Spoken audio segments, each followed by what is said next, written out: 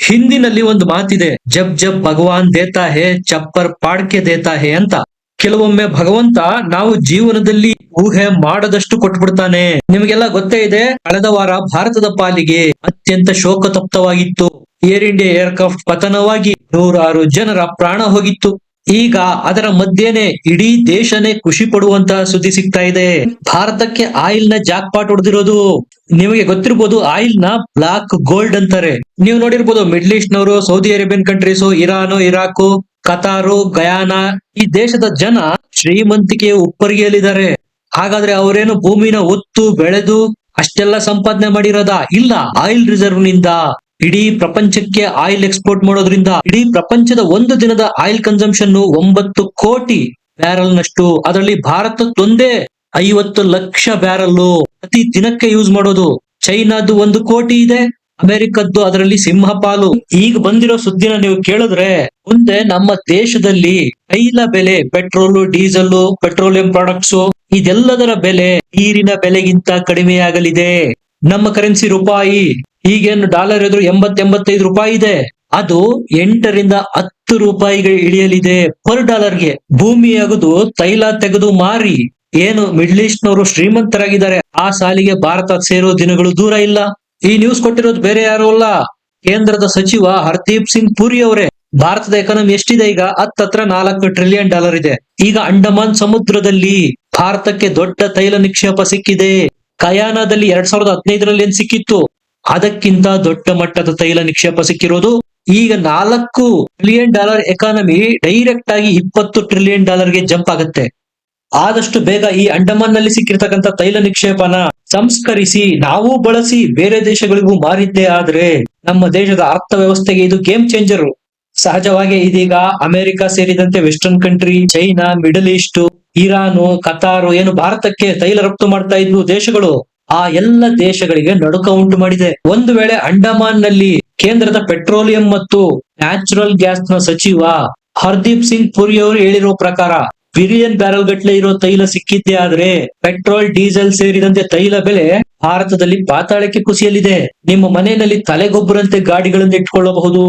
ನೀವೇ ನೋಡಿ, ಯಾರ ಬಳಿ ಆಯಿಲ್ ರಿಸರ್ವ್ಸ್ ಇದೆಯೋ ಅವರೇ ಪ್ರಪಂಚನ ಆಳ್ತಾ ಇರೋದು. ರಷ್ಯಾ ಆಗಿರ್ಬೋದು, ಮಿಡಲ್ ಈಸ್ಟ್ ಆಗಿರ್ಬೋದು, ಅಮೆರಿಕ ಆಗಿರ್ಬೋದು.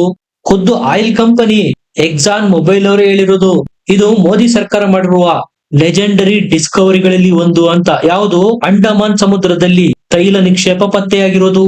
ನೀವು ಕೇಳಿರ್ಬೋದು, ಸೌತ್ ಅಮೆರಿಕಾದಲ್ಲಿ ಒಂದು ಕಂಟ್ರಿ ಇದೆ, ಗಯಾನಾ ಅಂತ ಅದರ ಹೆಸರು. 2015ರಿಂದ ಹಿಂದೆ ಗಯಾನಾ ಹೆಸರು ಪ್ರಪಂಚದಲ್ಲಿ ಯಾರೂ ಕೇಳಿರ್ಲಿಲ್ಲ. ಅಷ್ಟರ ಮಟ್ಟಿಗೆ ಬಡತನ ತಾಂಡವಾಡ್ತಾ ಇತ್ತು. ಯಾವಾಗ ಅಲ್ಲಿ 2015ರಲ್ಲಿ ಆಯಿಲ್ ಭಂಡಾರ ಸಿಕ್ತೋ, ಗ್ಲೋಬಲ್ ಪವರ್ಫುಲ್ ದೇಶಗಳ ಸಾಲಲ್ಲಿ ಗಯಾನಾ ಸೇರ್ತು. ಈಗ ಅದು ಶ್ರೀಮಂತ ರಾಷ್ಟ್ರ. ಗಯಾನಾದಲ್ಲಿ 2015ರಲ್ಲಿ ಸಿಕ್ಕ ತೈಲ ರಿಸರ್ವ್ ಗಿಂತ ದೊಡ್ಡದು ಭಾರತಕ್ಕೆ ಈಗ ಅಂಡಮಾನ್ ಸಮುದ್ರದಲ್ಲಿ ಸಿಕ್ಕಿರೋದು.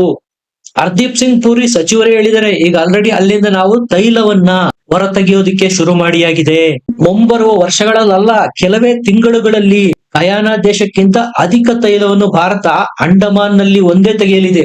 ಸ್ನೇಹಿತರೆ, ಯಾವುದೇ ದೇಶ ಅಭಿವೃದ್ಧಿ ಪಥದಲ್ಲಿ ನಾಗಾಲೋಟದಲ್ಲಿ ಸಾಗಬೇಕು ಅಂದ್ರೆ ಎನರ್ಜಿ ಇಂಡಿಪೆಂಡೆಂಟ್ ಇರಬೇಕು. ಡಾಲರ್ ಎದುರು ನಮ್ಮ ರೂಪಾಯಿ ದಿನದಿಂದ ದಿನಕ್ಕೆ ಯಾಕೆ ವೀಕ್ ಆಗೋದು? ನಾವು ನಮ್ಮ ಡಾಲರ್ ರಿಸರ್ವ್ ನ ಅತಿ ಹೆಚ್ಚು ಭಾಗವನ್ನ ತೈಲ ಖರೀದಿ ಮಾಡೋದಕ್ಕೆ ಮೀಸಲಿಡೋದು. ಇದರಿಂದ ನಮ್ಮ ಎಕಾನಮಿಗೆ ಹೊಡೆತ ಬೀಳುತ್ತೆ. ದಿನದಿಂದ ದಿನಕ್ಕೆ ನಮ್ಮ ರೂಪಾಯಿ ಮೌಲ್ಯ ಕುಸಿಯುತ್ತಾ ಹೋಗುತ್ತೆ. ಅದೇ ಒಂದು ದೇಶ ತನಗೆ ಬೇಕಾದ ತೈಲ ಬಳಕೆಯಲ್ಲಿ ಇಂಡಿಪೆಂಡೆನ್ಸಿ ಸಾಧಿಸ್ತು ಅಂದ್ರೆ ಅದಕ್ಕೆ ಎತ್ತಿಡಬೇಕಾದ ಡಾಲರ್ ರಿಸರ್ವ್ ನ ನಾವು ನಮ್ಮ ದೇಶದ ಅಭಿವೃದ್ಧಿಗೆ ಬಳಸಬಹುದು.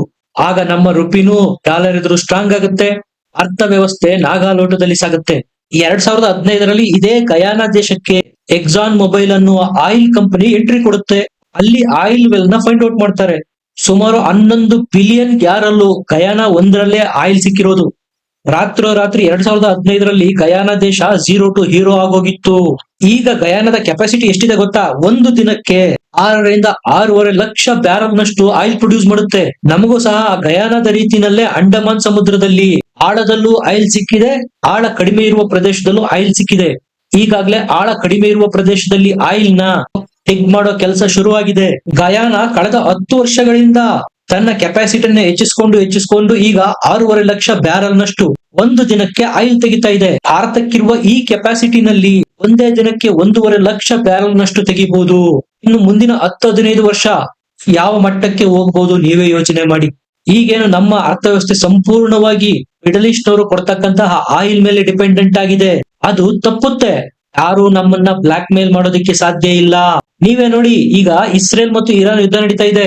ಸಹಜವಾಗಿ ಆಯಿಲ್ ಪ್ರೈಸ್, ಕಚ್ಚಾ ತೈಲದ ಬೆಲೆ ಗಗನಕ್ಕೇರುತ್ತೆ. ಇರಾನ್ ಇಂದ ನಾವು ಆಯಿಲ್ ಪರ್ಚೇಸ್ ಮಾಡ್ತೀವಿ, ಕತಾರ್ ಇಂದನೂ ಆಯಿಲ್ ಪರ್ಚೇಸ್ ಮಾಡ್ತೀವಿ. ಆ ದೇಶಗಳು ನಮಗೆ ಹೆಚ್ಚಿಗೆ ಡಾಲರ್ ಕೊಡಿ ಅಂತ ಡಿಮ್ಯಾಂಡ್ ಮಾಡೋದಕ್ಕೆ ಶುರು ಮಾಡ್ತಾರೆ. ಆಗ ನಮ್ಮ ರುಪಿ ಡಾಲರ್ ಎದುರು ವೀಕ್ ಆಗೋದಲ್ದೆ ಹೆಚ್ಚಿನ ದುಡ್ಡನ್ನು ನಾವು ಆಯಿಲ್ ಪರ್ಚೇಸ್ಗೆ ಅಂತ ರಿಸರ್ವ್ ಇಡಬೇಕಾಗತ್ತೆ.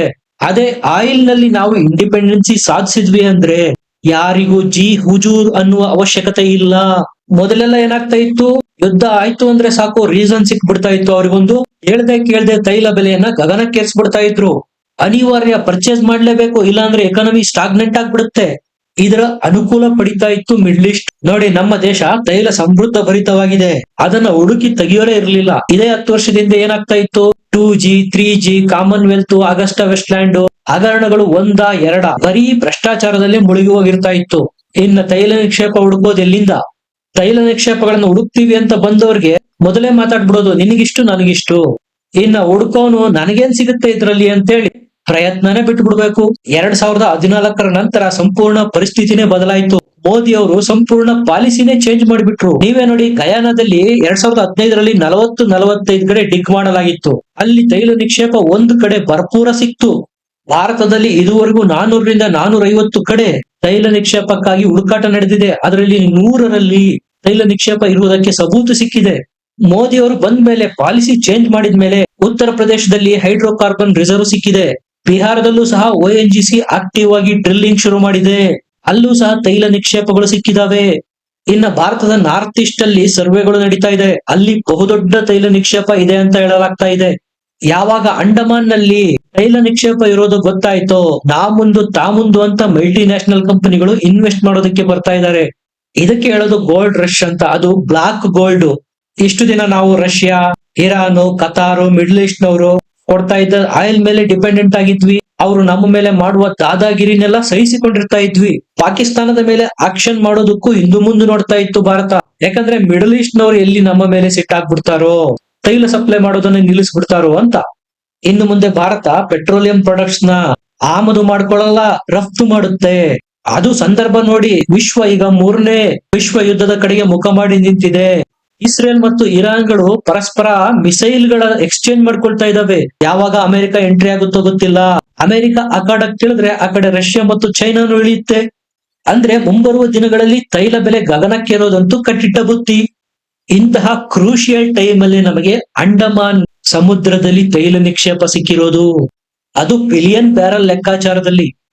ಇನ್ನು ಮುಂದೆ ಆಗ್ಲಗಿ ಬಸ್ತಿ ಮೇ ಹಮ್ ಚಲೆ ಮಸ್ತಿ ಮೇ ಅಂತ ಹೊಡೆದಾಡ್ಕೊಂಡು ಸಾಯ್ಲಿ ಬಿಡಿ ಅವರು. ನಮ್ಮ ದೇಶದ ಅಭಿವೃದ್ಧಿಯ ನಾಗಾಲೋಟಕ್ಕೆ ಯಾವುದೇ ಕುಂದುಕೊರತೆ ಆಗಲ್ಲ.